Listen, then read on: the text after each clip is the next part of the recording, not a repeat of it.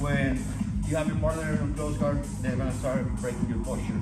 So the first thing you wanna keep is your posture, okay? Your hands or your arms are the ones supposed to help you with that, okay? Because you can grab the belt, you can also grab the quarters, put them together, and make a stiff arm. In that way, when she tries to pull you into her drag up, that makes it harder.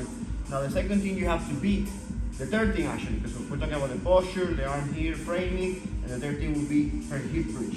So even though she's on her guard close, you can still bridge and see how her hip is off the mat. Right?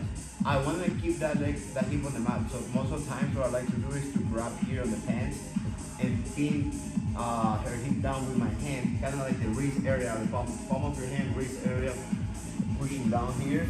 All right, and then you want to start getting up, and when I start getting up, I'm on my toes and I start walking back, and I don't want to get this leg, the back leg up first. I want to put this one. But see how when I went up, her hip went down? Sorry, when I went up, her hip went up with me. That's the reason why I want to keep the guard a little bit closer, higher up. It's too low, just there. And so I want to keep these pressing on the mat and these hand too. So these two, 1, 2, and then you step here. Once you step here, she's gonna feel some pressure when I start doing this. How does that feel on your leg? Yes, and then I start getting up and turning on the side. So this knee pinch on the inside, or like kind of like her IT band, helps me open the guard.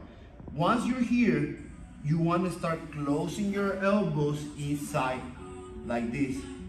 And from here, you can start walking back and deciding what kind of pass you can do. What I want you to do right now is to push his knee, step here, and then combine, step up, these two here. So I have a knee cut and a over-under. And I don't know if you remember yesterday we were practicing with Jordan, kind of like passing from here, so you can probably drill that, you know. But I want you here because you have two options, front door and back door available. Back door, walking around, throwing the leg out of the way, and here in the knee cut, you can just start clubbing the head and passing. All right, I want you to see now, you can take the back. So the whole reason why I don't want you guys to get this leg up in this case is because of the dome, right? I can't go like the flower sweep, so I don't want that to happen. Go back. If she gets this leg up, it's gonna be really hard for me to do that. And even on this side, I'm gonna try it. But the pressure on the pinching on the knee here, you gotta think about putting the side foot. The side of your foot. No, the heel on the mat, yes, and pinching. And so right now when I want to do the sweep and switch it to the other side, I'm gonna have to change sides and open, but then now look, she starts closing her elbows inside my guard, close the elbows inside my guard, close the elbows inside my guard. The elbows, I just say go on your knee, get up, you were up. And so this knee is gonna start driving behind my hamstring, putting pressure. Pull it, open the elbow. Yes, and then I'm gonna try to keep going here, but if I stay there, she's gonna keep opening this elbow and she's gonna pass me. So I don't really wanna do that. I'll rather square up with her and give her like a knee cut position where I can reestablish my frames. So if you do this correctly, you should always remember that the moment they open, you are bound to start being attacked because the guy needs to put you in close guard again or put you in another guard. So when she starts applying the pressure here, she gets this leg up, and I'm like, oh, I'm smart, I'm gonna grab here.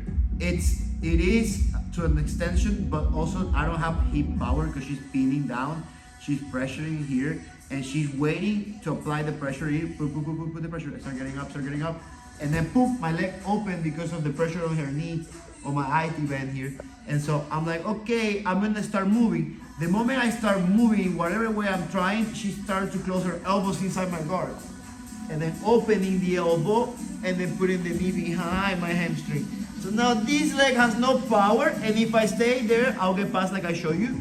So I'm gonna have to let go and then start squaring up with her, where she's gonna react, come around, Brian, when she's gonna start pushing this leg and stepping over, and now I'm on the knee cut position, where she can decide to pass on the front door, or maybe she can start going again on the back door.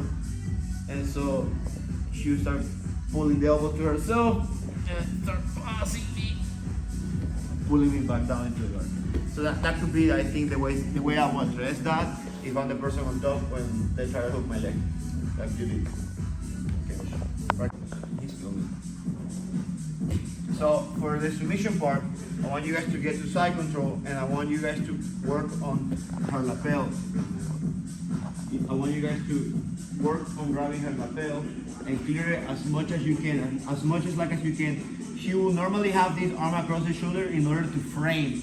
So you're gonna bring this gi over and feed it to the other hand. So now we trap that.